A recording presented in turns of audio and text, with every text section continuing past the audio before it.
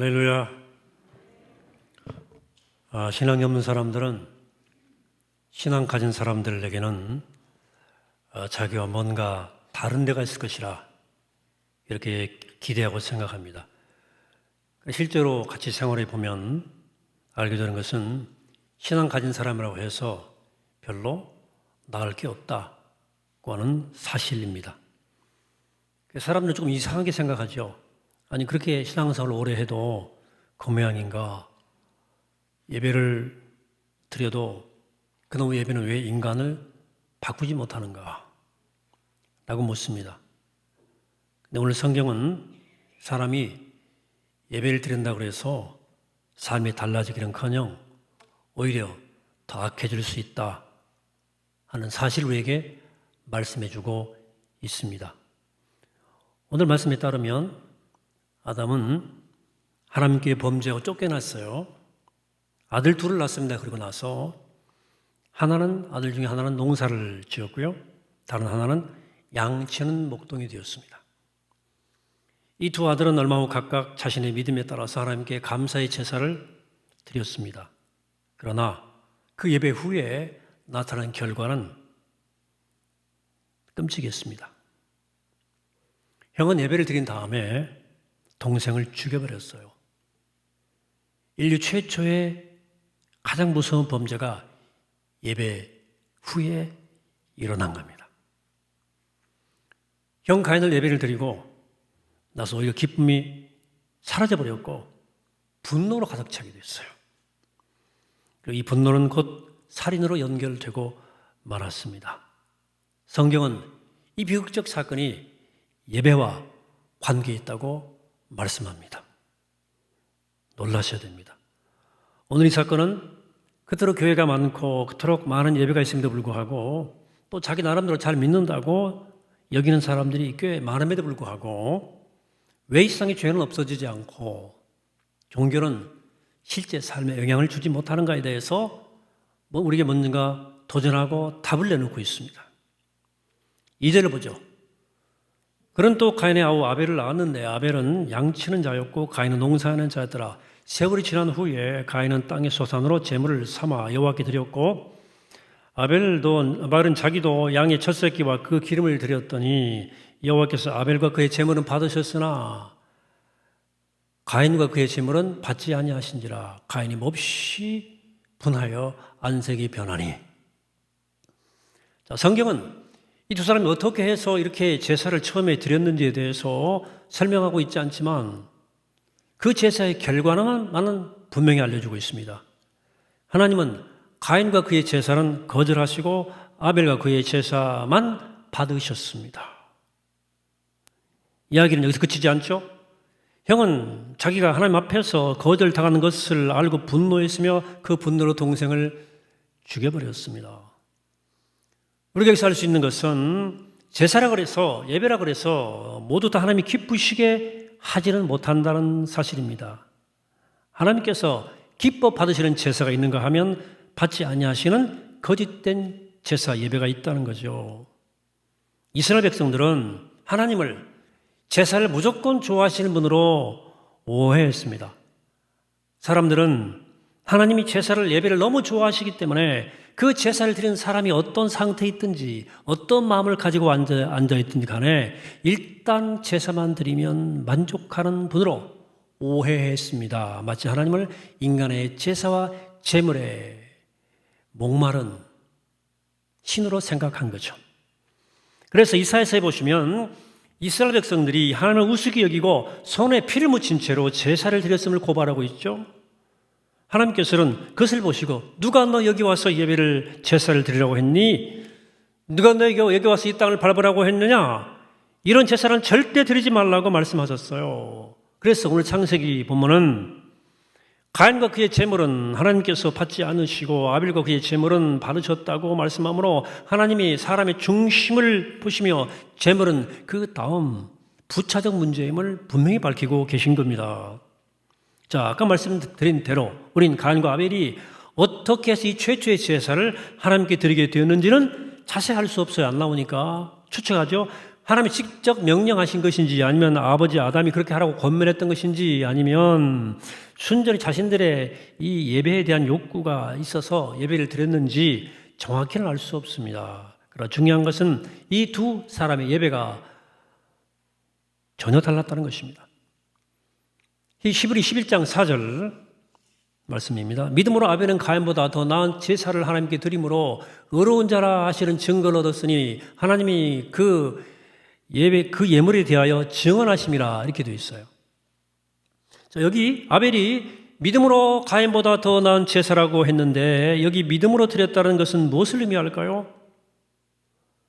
성경 전체의 정신을 비추어 볼 때 적어도 하나님께서 뜻하신 의도하신 제사라면 빼놓을 수 없는 한 가지 요소가 있습니다. 그것이 무엇입니까?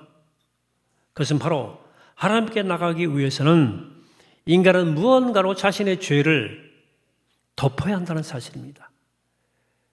이런 범죄하기 전에 인간은 하나님 앞에 바로 나갈 수가 있었습니다. 벌거벗었어도 그 전혀 문제가 되지 않았어요. 안 부끄러웠어요. 하나님의 영광이 그들과 함께 있었기 때문입니다. 그러나 죄를 짓고 나니까 어떻게 됐어요? 벌거벗은 것이 수치를 느꼈어요. 부끄러운 거야. 그래서 하나님 앞에 나갈 때는 그들의 수치를 가릴 수 있는 어떤 것이 필요했습니다. 그래서 하나님께서는 인간이 범죄하고 난 후에 가죽옷을 만들어 주셨어요. 여러분, 가죽옷을 만들었다는 말은 그렇죠? 그들의 수치를 가리기 위해서 한 짐승이 죽어야 했다는 말이에요. 가죽이 나오니까. 이것이 창세기가 말씀하는 하나님의 뜻이에요. 그러므로 타락한 인간 이후에 범죄한 인간이 하나님께 받으시는 드리는 제사는 그 안에는 반드시 죄를 가리는 요소가 있어야 됩니다. 피를 흘리든지 가죽으로 덮든지 간에 반드시 인간의 죄를 덮는 요소가 들어있어야 했다는 거죠. 물론 인간의 모든 인간의 마음속에는 종교성이라는 것이 있어요. 신을 찾고 신께 가까이 나가고 싶은 본능이 사람들의 마음속에 있습니다. 이게 막 정신없이 바쁘게 살 때는 모르지만 진지하게 돌아서면 절대자에게 기도하고 싶은 마음이 일어나요. 이게 인간의 종교성입니다. 근데 어떤 의미에서 이 종교성만으로는 하나님을 기쁘시게 할 수가 없습니다. 어떤 의미에서 종교성은 하나님께 나아가라고 하는 것이라기보다는 하나님 말씀이 내게 들려올 때 그 말씀을 받아들이고 깨닫게 하고 말씀에 반응하라고 주신 거예요. 일종의 영적인 센서입니다. 그렇죠? 근데 그 종교성만 가지고 하나님께 나갈 수 없다는 거예요. 추론이지만 가인은 분명히 자신의 종교성을 가지고 예배를 드렸을 것입니다. 하나님께서 이 곡식을 많이 추수하게 해주셨으니까 감사하는 그런 정의적 본성에 따라서 감사하다 하고 예배를 드렸을 거예요. 그러나 아벨의 제사에는 분명히 자신의 죄에 대한 각성, 죄를 가린 요소가 들어있었습니다. 짐승을 잡아서 그 짐승의 기름을 하나 앞에 태운 아벨의 제사에는 자신이 바랄 수 없는 죄인이며 하나님의 긍휼 없이는 도저히 살 수 없는 버림받을 수밖에 없는 죄인이라는 사실, 그 고백이 분명히 들어있었습니다. 아벨이 드린 제사에는 분명히 하나님의 뜻, 즉 말씀의 요소가 있었어요. 그는 그저 내 인생도 이제 한계를 느끼네. 기도해보자. 오늘 계절이 푸르른데 예배하고 싶은 마음이 쑥 들어오네 하는 식으로 자기 종교성에 따라서 예배를 드리지 않았다는 거예요. 그의 제사에는 하나님의 은혜 없이는 살 수 없으며 이 나의 무지한 죄를 무언가로 덮어야 하고 그래 하나님께 나갈 수 있다고 하는 의식이 있었어요. 인간을 낙원에서 쫓아내신 하나님의 뜻에 대한 의식이 있었다 그 말입니다. 이렇게 하나님의 뜻과 말씀을 붙잡고 예배 드렸습니다. 하나님께서는 그들의 중심을 보신 다음에 하나는 받으시고 하나는 거절했어요. 사랑하는 여러분, 적어도 예배를 드리면서 그러므로 나는 하나님 앞에 죄인이요 하나님의 은혜 없이는 살 수 없다는 의식이 전혀 없는 예배는 거짓된 예배입니다. 우리는 예배를 드리고 나서 더 교만해지고 더 마음속에 분노가 차오르고 더 두려움없이 죄 짓는 것을 너무도 흔하게 볼 수 있습니다. 교회 안에는 모든 싸움은 예배 끝나고 일어나는 거예요. 예배 드리는 중심에 문제가 있었던 거예요. 중심에. 하나님께서는 제사 드리는 사람의 중심을 보시고 하나는 받으시고 하나는 거절했다 그 말입니다. 하나님께서 아벨의 제사는 받으시고 가인의 제사를 거절했다는 것은 어떻게 알 수 있나요? 어떤 사람은 연기를 보면 알 수 있다 그래요. 연기가 올라가면 받으신 것이고 연기가 뭐 땅에 깔리면 안 받았다. 이건 무당 같은 해석입니다. 성경 이렇게 해석하면 안 됩니다. 연기가 위로 올라가지 땅으로 내려갑니까? 하나님이 받으시는 예배는 본인이 합니다. 예배 드리는 곳에 하나님이 임재하시거든요. 추방된 에덴을 가로막았던 그 소위 화염검, 불칼과 구름 너머에서 하나님이 찾아오셨어요. 에덴을 뚫고 예배 드리는 순간 하나님께서 예배 드리는 자를 찾아와 만나주십니다. 그래, 말할 수 없는 감격과 기쁨으로 우리 가운데 임재하십니다. 그걸 본인이 알아요. 예배 드릴 때 하나님이 임재하시는 것 내가 안다니까요. 그 거룩하고 따뜻하고 두려운 느낌을 본인이 모를 리가 없죠. 그래서 우리 하나님의 임재 가운데 예배드릴 때 마음속에는 여러 가지 분노와 악한 생각들이 깨끗하게 씻겨나가면서 내가 완전히 새 사람 되는 걸 경험하는 것 아니겠습니까? 이게 하나님이 받으시는 예배죠. 내가 죽고 새롭게 살아나는. 여러분 다시 말씀드립니다. 하나님이 임재하시는 예배는 자기가 알아요. 자기가. 왜? 내 마음이 바뀌잖아요. 예배 중에.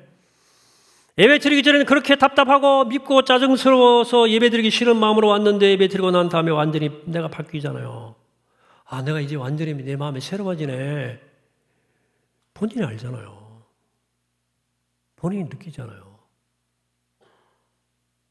못 느끼면 바보지. 아담은 에덴 동산에 있을 때 하나님의 방문하시는 걸 느꼈다고 그래요. 낮의 바람이라고, 하나님의 바람이라고 불렀습니다. 그런 하나님이 찾아오시는 때를 알았어요. 영적 감각으로. 에덴 동산에는 하루에 몇 번씩 바람이 불었지만 그 바람은 너무 달랐어요.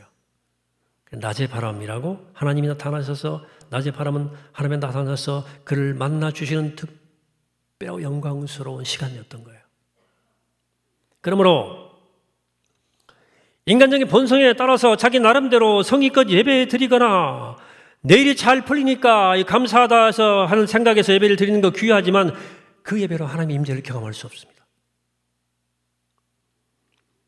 참 예배는 말씀이 있어야 되고 정말 하나님의 은혜 없이는 내가 도저히 살 수 없고 하나님의 나를 도와주시고 용서해 주시고 허물을 덮어주셔야 되겠다는 고백이 있어야 예수 그리스도의 십자가를 붙들고 나가는 것이 있어야 한다 그 말입니다. 십자가를 붙들고 예수님의 이름을 부르는 예배에 성령이 임재하십니다. 그리고 성령을 구하면 예수님의 십자가가 은혜가 선명히 드러나요.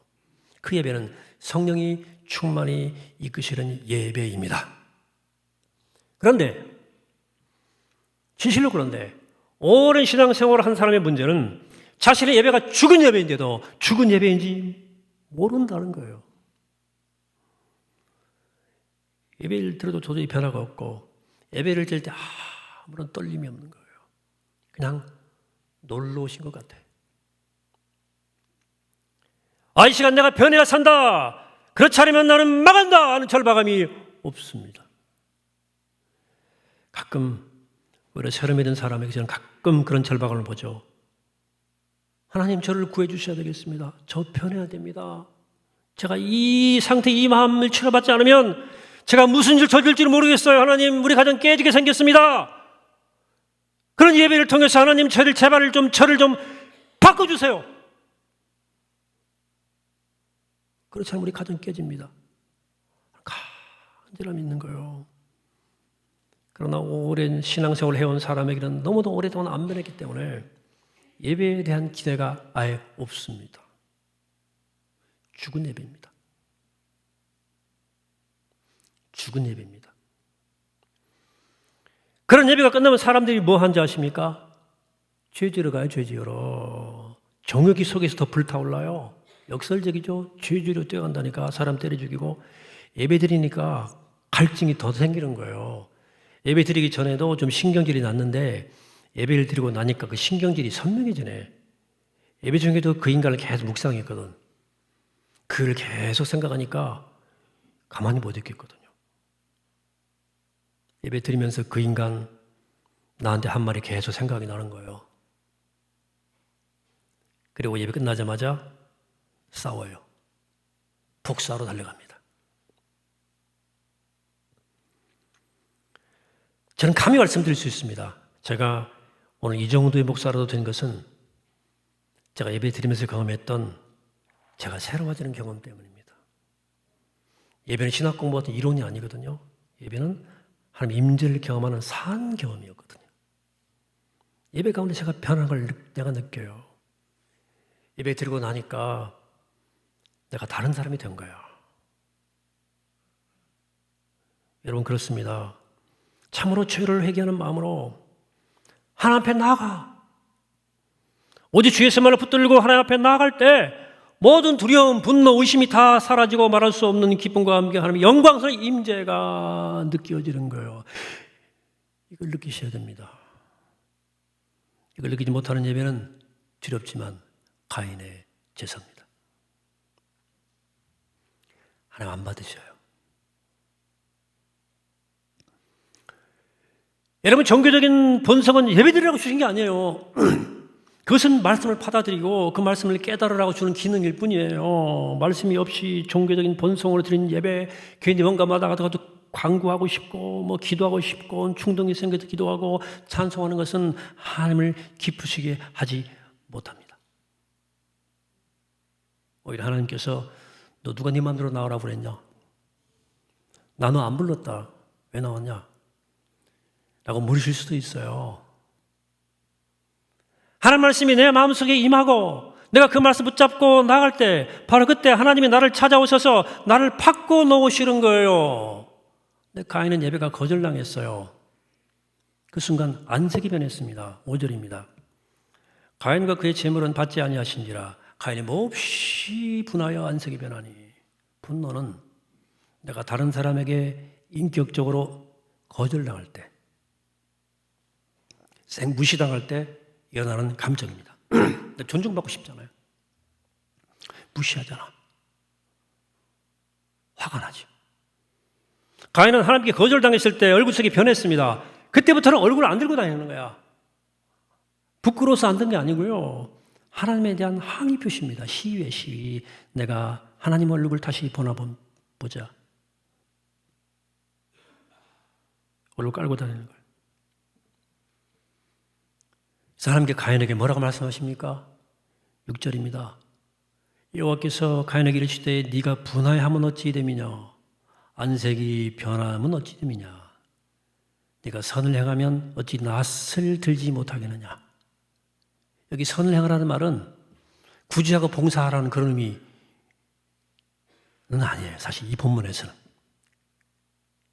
일반 통용은 그런 의미지만 여기 하나님 말씀이 말씀하시는 선은 하나님 방법에 맞는 하나님께 그런 방법으로 하나님께 나아가는 것, 다시 말해서 바른 예배 행위를 말하는 거예요.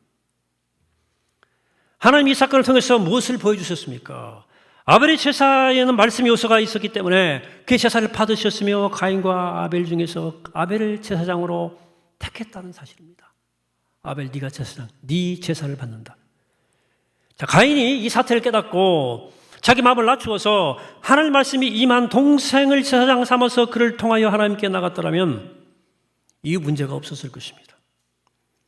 자기 제사가 거부당했을 때 쟤는 받네. 가인은 아벨한테 예불 제물을 가지고 가서 아벨 앞세워서 겸손하게 네가 제사장 되어서 네가 나를 대신에 제물을 좀 드려봐라 부탁했으면 곡식을 태웠든지 물수가 났을 거예요.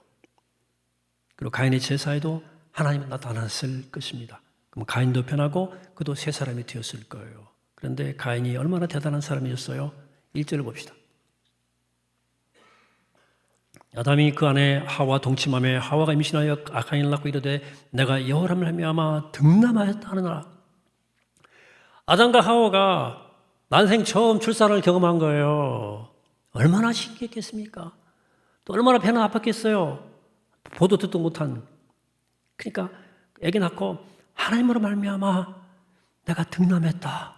이 말 속에 감격과 놀라움과 감사의 마음이 듬뿍 담겨 있습니다. 근데 아벨은 어때요? 2절.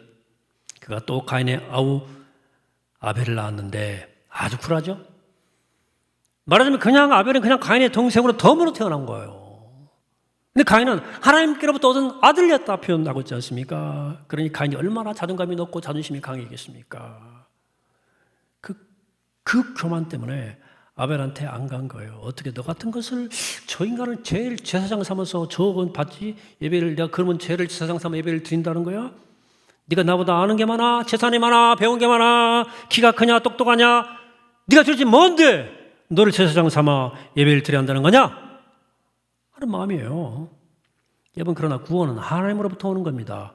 구원은 인간으로부터 시작되지 않습니다. 만약 구원이 인간에게서 나온 것이라면 탁월한 우월한 사람들이, 공부 잘하는 사람들이 천국을 다 차지할 거예요. 많이 배운 사람들, 돈 많은 부자들, 열정적인 운동가들이 천국을 다 차지할 겁니다. 그러나 구원은 하나님으로부터 시작하는 것이기 때문에 하나님께서 하세요. 하나님께서 걸림돌을 만들어 놓으셨습니다. 걸림돌. 가인에게는 아벨이 걸림돌이었어요. 가인은 아벨을 통해서 하나님께 나아간다는 것을 용납할 수가 없었어요. 예수 그리스도의 십자가는 걸림돌이었습니다. 저주받아 죽은 자를 통해서 하나님께 나아간다는 것이 어마어마한 걸림돌이었습니다. 그래서 십자가는 헬라인들에게는 미련한 것이었고 유대인들에게는 거리끼는 것이었다고 말하지 않습니까? 그런데 교회가 걸림돌인 사람도 있어요. 요즘에는 현대인들에게는 기독교의 가르침은 아주 좋아요. 설교도 들을만해요. 들을만하지 않을 수도 있겠지. 근데 교회는 별로 안 좋은 것 같아. 그런 사람들이 존재해요. 교회 너무나 이상한 사람들, 하찮은 인간들, 가난한 사람들이 너무 많잖아요. 그래서 교회가 싫어요. 말이 안 통하는 인간들이 많잖아, 교회 안에. 그냥 집에서 그냥 영상이나 보고 그냥 강의 듣고 책 보는 게 훨씬 낫고 만족스러워요. 물론 제가 여러분들 지금 영상 예배 드린 분들 보고 말씀드린 건 아니에요. 예? 교회 공동체에 걸려 넘어지지 말라는 얘기예요. 이게 가인이 한 일이에요. 여러분, 교회를 통해서 구원하시는 것이 하나님의 법칙이에요. 원칙이에요. 근데 하나님이 이것을 걸림돌로 주신다는 걸 아셔야 됩니다. 예수님은 이 땅의 하찮은 인간들을, 가난한 사람들에게 친구이셨어요. 사랑했습니다. 오히려 그들과 함께 하셨어요. 그러니까 오늘날 교회가 제대로 됐으면 사람들에게 걸림돌이 됩니다. 왜? 거기에 맨 가난한 인간들, 물론 거기 어려움 겪는 문제 많은 인간들, 파타는 인간들이 수두룩하잖아요. 내가 어떻게 그런 데 속해? 나같이 똑똑 나이스한 사람이 어떻게 그런 그 공동체를 통해서 하나님께 나아가? 하면서 딱 걸려 넘어지는 거예요. 여러분, 성거덕 교회는 촌스럽고 구질구질해야 맞습니다. 교만한 인간들에게는 그것이 걸림돌이 돼요. 하나님의 거룩한 교회는 반드시 인간의 교만을 시험하는 장치가 다 돼 있어요. 비천해 보이고 구질구질해 보이는 구석이 있다니까요. 교만한 인간은 반드시 거기 넘어집니다. 이런 구원이 인간적인 것에 출발했다면 아벨은 설 자리가 없는 거예요. 우린 가인과 아벨의 차이를 금방 버무려서 알 수 있어요. 세컨드예요, 아벨은. 너무 달라요. 가인은 너무너무 감격스러운 아들입니다. 아벨은 그런 게 없잖아요. 모자란 아들이에요. 가인은 내가 저런 인간을 통해서 이 제사를 드리니 차라리 안 드리고 만다 라고 한 거 아닙니까? 하나님 이렇게 걸림돌을 주셔요. 수많은 사람들이 여기에 걸려 넘어집니다. 세상 사람들에게 교회는 구원 공동체가 아니고 그들만의 리그로 보이고 있는 거 아시죠? 사랑하는 여러분, 믿음을 잘하지 못하게 하는 것은 단 하나입니다. 교만이에요. 또 하나님 앞에서 교만한 거예요. 하나님이 살아계신데 나와 다른 사람 사이에 차별을 두어서 내가 다른 사람보다 더 잘나고 똑똑하다는 의식, 하나 앞에서 하나의 티끌만도 못한 자신을 잊어버리고 교만한 것이 우리의 예배를 가로막는 적이에요. 원흉이에요. 이것이 모든 영적 침체의 원인입니다. 그러나 겸손만 되찾으면 예배는 다 살아납니다. 고백하세요. 그러면 돼요. 하나님, 저는 다른 사람들과 똑같은데 제가 전에 교회 올 때는 다른 사람과 내가 어울려 준다 하는 마음으로 왔었습니다. 이만큼 똑똑하고 잘난 내가 못난 너희와 내가 놀아주지 하는 마음으로 왔습니다. 고백하시면 돼요. 제가 교만했었습니다. 고백하면 된다니까요. 이렇게 겸손만 되찾으면 가인처럼 얼굴 들지 못할 이유가 없어요. 하늘을 보니까 하나님 웃고 계시잖아요. 거기 들으세요. 가는 길목에 하나님이 힘내라 다 프랭카드 붙여놓고 계시잖아요. 누가 나한테 뭐라고 해도 다 당당합니다. 여러분, 겸손만 되찾으면, 인간은 겸손만 되찾으면요 겁날 게 없는 거예요. 왜? 내가 내려만큼 내려갔잖아. 뭐가 겁이 납니까? 하나님은 나를 사랑하신다는데 분명히 말씀하시는데 뭐가 겁이 나요? 사랑하는 여러분, 오늘 말씀 우리에게 주는 교훈은 뭡니까? 단순한 종교심을 가지고 인간이 연출한 예배가 아니라 내가 얼마나 처절한 죄인을 깨닫고 하나님 앞에 겸손히 무릎 꿇는 예배, 나는 죽고 내 생각 죽고 내 안에 말씀이 살아나는 예배, 주님과 함께 내가 죽는 골고다 언덕의 예배가 되어야 한다는 거예요. 예배를 드려도 변화 안 되고, 예배를 드리고도 분노를 못 이기고, 하나님께 고개 깔고 그런 삶을 살지 말고 하나님 앞에 겸손히 엎드려라. 하나님의 정한 방법, 하나님의 정한 길을 따라서 아벨의 방법, 아벨의 길을 따라서 하나님 앞에 나오라는 거예요. 여러분, 우리 예배가 그러므로 인간적 방법으로 드리는 가인의 예배가 아니라 철저히 자신의 약함을 처절히 깨닫고 주 앞에 겸손히 엎드리는 아벨의 예배가 되어서 하나님이 기쁘시고 기뻐 받으시고 내가 변화되고 새로워지는 복된 예배가 되시기를 이 시간 주의 이름으로 간절히 축원합니다. 아멘. 기도하십니다. 거룩하신 아버지 하나님, 오늘 하나님께 예배합니다. 하나님 말씀을 따라서 내가 얼마나 처절한 죄인인지, 내가 구주에 불능한 인간인지, 죄 도우심 없으면 나는 망할 수밖에 없는 존재임을 깨닫고 영적 절박함으로 죽게 나와 내 마음에 변화마다 새롭게 되고 하나님이 기뻐하시는 삶을 살아갈 수 있는 놀라운 능력을 얻는 살아있는 예배가 되게 하옵소서. 우리 예배를 바라주시고 기뻐하시며 우리가 새로운 놀라운 능력 있는 예배 될 수 있도록, 십자가가 드러나는 예배 될 수 있도록 축복하여 주시옵소서. 감사드리옵고 예수 그리스도 이름으로 기도하옵나이다. 아멘.